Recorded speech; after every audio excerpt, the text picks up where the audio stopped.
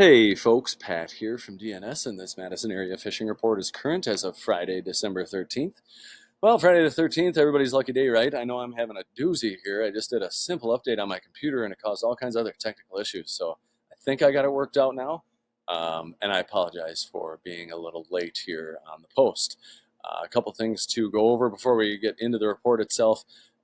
Just wanted to remind folks that Cherokee is considered part of Lake Mendota, as far as regulations go, anyway.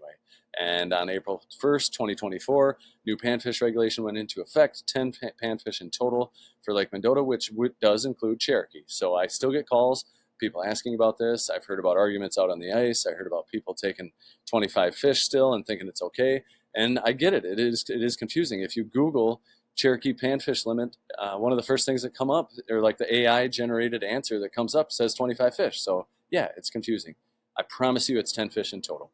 The warden was out there on Saturday kind of educating people, put up some signs. Honestly, that could be a little more official looking and noticeable, but at least there's something, I guess. But I just want to kind of, maybe we can put that to rest, that it is 10 fish, panfish on Cherokee and Lake Mendota. And also the other regulations, 40-inch pike, you can only keep one. 18-inch walleye, three daily bag limit. So same regulations as Mendota for Cherokee. I had a guy call the shop. This didn't happen really around here. It's in Bellevue, Iowa, which is Lock and Dam, I think 12 on the Mississippi River. But, you know, three fishermen died because their boat capsized. It got sucked into the dam and tipped over. There were warnings to stay away from the dam, but they got sucked in there. And anyway, it's tragic when people die. And I think this guy that called, he listens to reports, but these were some friends of his. He just wanted me to remind folks to be careful out there, especially when around dams. And, you know, I'm sorry for his loss there.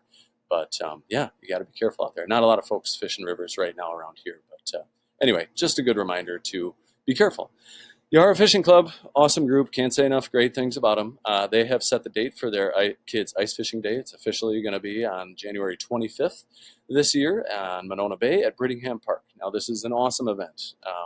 In fact, Noah Humfeld was here for our speaker last night, was here to see Pat Westberg speak.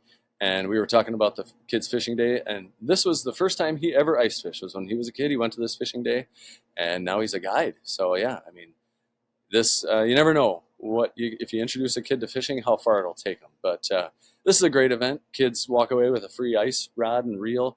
They got hot dogs and beverages there, and they got experts on hand to help you catch fish. I think last year every single kid that showed up caught a fish. Some kids caught multiple fish, and it's a great way for them to learn and maybe educate you. If you're not familiar with ice fishing, you can go along and learn and get into ice fishing. It's a great time and a lot of fun. And thank you to the Har Fishing Club for doing this, and we are also happy to be a sponsor of this event.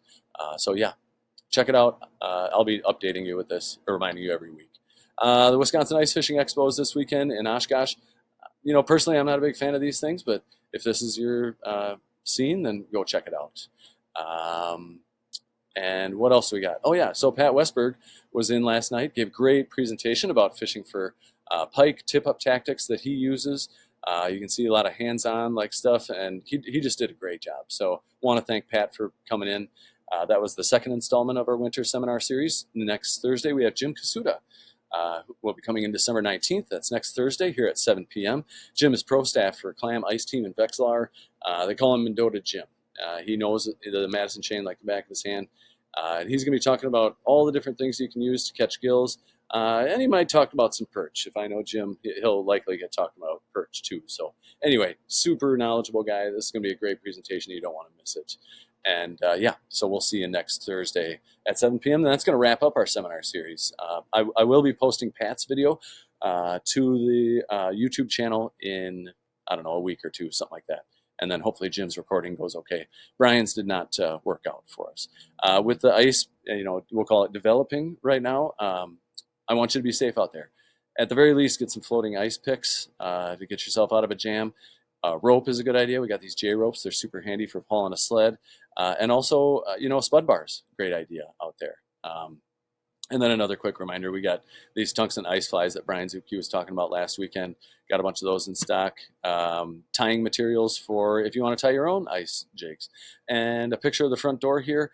The Marshall Lions Club has their ice fishery. I can't zoom in. This picture is really blurry for some reason. So But it's January 17th and 18th in Marshall there. We got another poster for the seminar series lineup and then the kids fishing day. So that's about it for announcements. I guess we can get into the report itself. I do want to stress that this report is for current conditions as of today's date. Many factors can cause ice conditions to vary, so please be careful no matter where you fish. For up-to-date ice conditions, please feel free to call the shop at 608-241-4225, and we'll tell you what we're hearing around town. Or if you run into some sketchy ice, call the shop and let us know, or post in the comments below. Greatly appreciate those updates from folks. Well, I think it was 55 degrees last Sunday afternoon when I was fishing up on Cherokee. Then came a gradual cool down, and by Wednesday night, things were downright frigid. It's 1 degree right now as I'm recording this, with lows around 0 the last couple nights and cold temps during the day. Ice conditions have improved dramatically. Looks like a bit of a warm-up forecasted for the weekend here, with lows in the 40s, and even through, though there's a chance of some precipitation, I imagine lots of folks will still be getting out in the few spots that do have ice around town.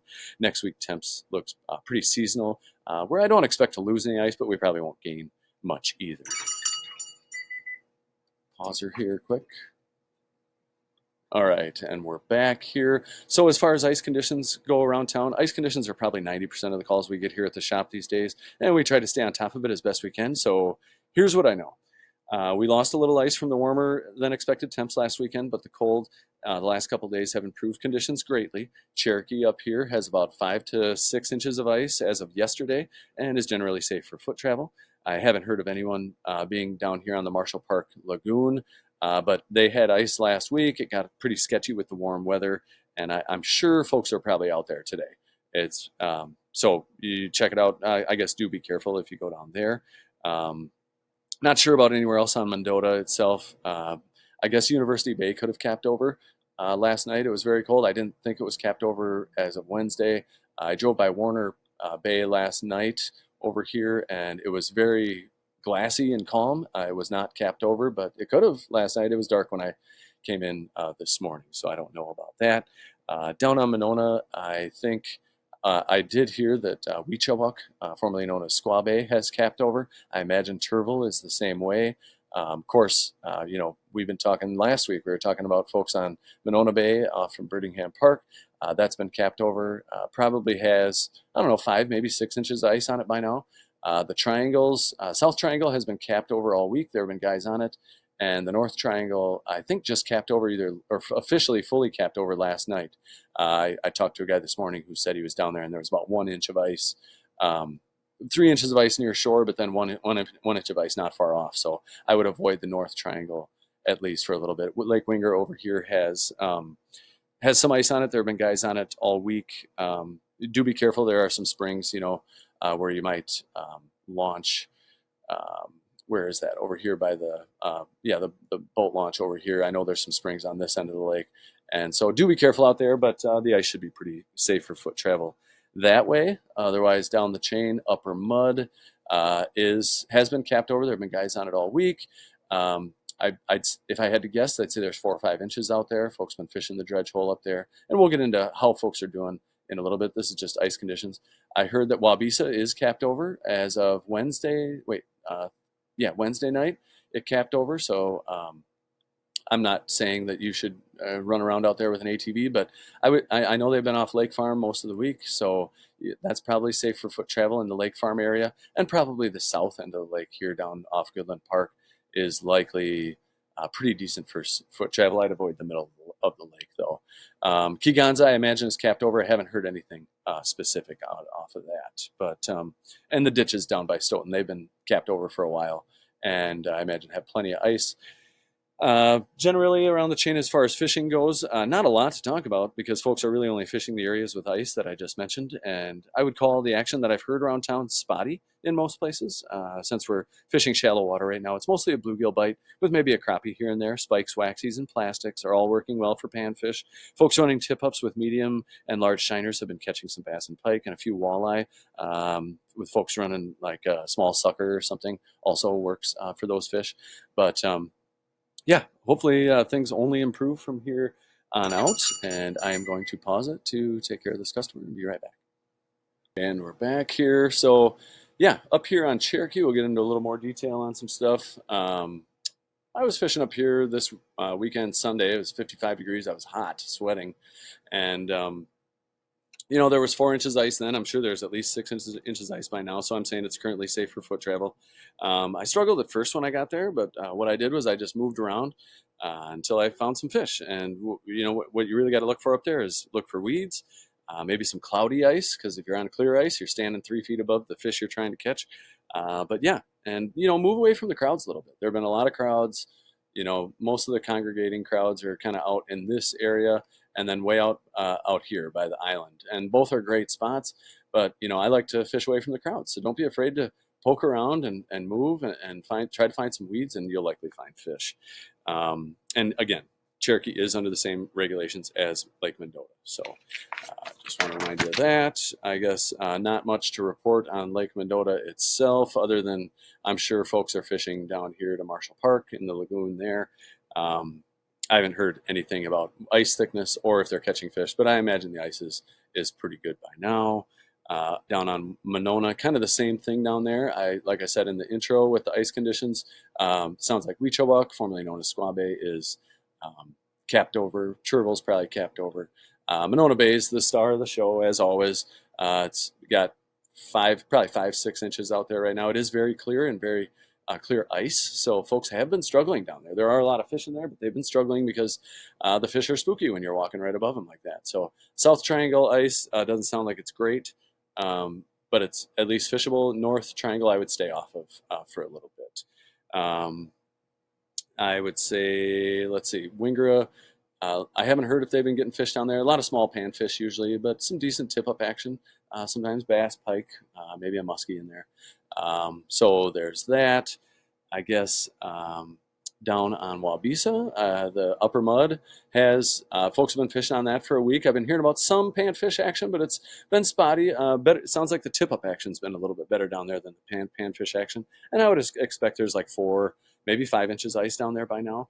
I haven't heard exactly, but yeah. And then same thing down in Wabisa. There was folks I heard as like Tuesday or Wednesday, there was a couple guys out from Lake Farm over here, and that ice was very thin then, maybe just 2 inches, but should be pretty thick by now. The lake itself, I guess, capped over on Wednesday, so I would avoid the deeper water. I did hear that the South Bay was capped over earlier this week, so that ice is probably safe for foot traffic. But again, do be careful wherever you walk out, because this time of year you just never know. Same thing down in Kegonsa, like I said in the ice conditions report. I imagine it's capped over. I haven't heard any fishing reports out of there. Otherwise, down in other places in the area, down on Koshkonong, it sounds like they have as much as 5.5 inches ice in many places, but also pockets of open water that probably capped over Wednesday night. So, if you're going out there, just don't go running, all over the place and not thinking about where you're going, because you could go across one of those pockets and be in trouble. So I do want to thank Bait Box on the Rock, and there's a guy down there called Furley Outdoors I think he's a guide or something. But if you want updates on Koshkonong, you can subscribe to either of their Facebooks, and they will let you know what's going on down there. They do a good job. Otherwise, what else we got? Beaver Dam Lake, they've been just getting pounded up there. They've had ice for, I think, maybe 2 weeks. They've had ice for 2 weeks up there, and it sounds like they're getting crappies and walleyes, and it's been really busy up there. Sounds like the bait shop up there has been getting slammed. Otherwise, the river, like I said, not much going on. If you are fishing at dams like the Prairie du Sac Dam, again, please be safe. Devil's Lake, I imagine, is capped over. I haven't heard about people getting out on the ice, but it's maybe even safe for foot traffic. That tends to, it's protected down there in that valley. So could be folks out on the ice there. Otherwise, the river, Lake Wisconsin, is fully iced over. It has been for over a week. I haven't heard much about folks kind of out here in the deeper water, but areas like the Fingers, the Grade, Moon Valley, folks have been out on all those spots and getting fish. Although I hear it's a lot of sorting through smaller fish. So there's that. I haven't heard much else on the river. Petenwell, I don't know if Petenwell or Castle Rock is froze over yet, but sure we'll hear soon enough. Sure it will be soon enough. Over to the Mississippi River, of course the river is still open, but all your backwaters up and down the river are capped over and safe for foot travel as far as I know. Do be careful on these backwaters, not only in the Mississippi, but on the Wisconsin River too. Backwaters are safe for foot travel, but do be careful because a lot of springs in some of these uh, backwaters, and you just never know. So always be careful out there. Um, I think that pretty much does it for ice reports. Over to Milwaukee. The salmon runs over, but the browns and steelhead are up in the rivers. Shelf ice could be problematic in spots because of this cold weather we've had, but the warm weather coming this weekend should help open things up a little bit. Areas with good currents should be fishable. The Milwaukee River is a super popular spot to chase the browns and steelhead, and I hear they're in there in pretty good numbers. In fact, a friend of a friend I heard caught a 34-inch brown over there Tuesday or something, I think. So yeah, they're in there. If you're fly fishing for them, colorful, flashy streamers are a good idea if you're swinging flies. Otherwise, large, buggy nymphs, egg patterns are good to float through runs and stuff like that.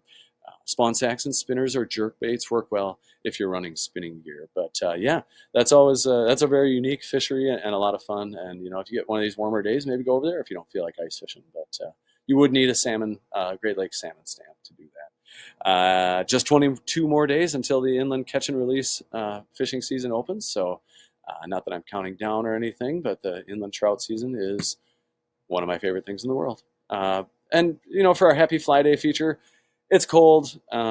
Nobody's fly fishing right now. So let's just talk about Uncle Kurt's ice flies and the fact that we sell them here. And you can also tie some of your own. We got all the materials in stock that you need to get going on that. So swing by the shop and check that out. I guess that pretty much does it for the report. I do want to thank you for tuning in. And yeah, feel free to call the shop if you want ice conditions, 241-4225, and we can point you in the right direction. Otherwise, be safe out there. Let us know how you're doing, and good luck. Thanks much.